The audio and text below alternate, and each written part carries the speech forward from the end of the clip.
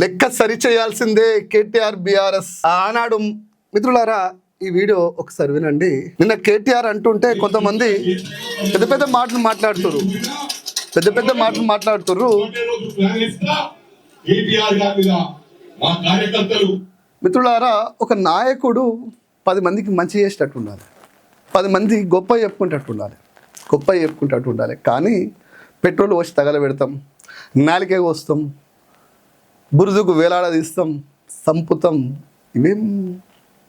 ఇది ప్రభుత్వ అండతోటి ఇంత పేటరేగిపోతుంటే ఏమనుకోవాలి? ఇది ప్రజాస్వామ్యం అనుకోవాలా?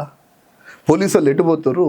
నన్ను సంపుతా అని మైనంపల్లి హనుమంతరావు 2 సార్లు ప్రెస్ మీట్ పెట్టి చెప్తే కూడా సిద్దిపేట పోలీసు వాళ్ళు మా అక్క పోయి మా తమ్మని సంపుతా అని వీడియోలు చేస్తుర్రు. మైనంపల్లి హనుమంతరావు అనే వ్యక్తి హెచ్చరించిండు, వార్నింగ్ ఇచ్చిండు, ఎట్లా సంపాలో ప్లాన్ చెప్పిండు అని చెప్పినా కూడా పోలీసు వాళ్ళు ఇప్పటికి కేసు కట్టలే. కానీ నేను రేవంత్ రెడ్డి గారిని ఓటు నోటు దొంగ, పట్టపగలు పైసలు కట్టతో కనిపించిండు అని ఒక్క మాట అంటే కేసులు పెట్టిన వాళ్ళు మిత్రులారా, ప్రభుత్వాన్ని విమర్శిస్తే పోలీసు వాళ్ళే మనోభావాలు దెబ్బలు తిన్నాయి అని చెప్పేసి కేసులు పెట్టినటువంటి పోలీసు వాళ్ళు సంపుతా అంటే కేసులు ఎందుకు పెడతలేరు అన్నది ఇక్కడ ప్రశ్న.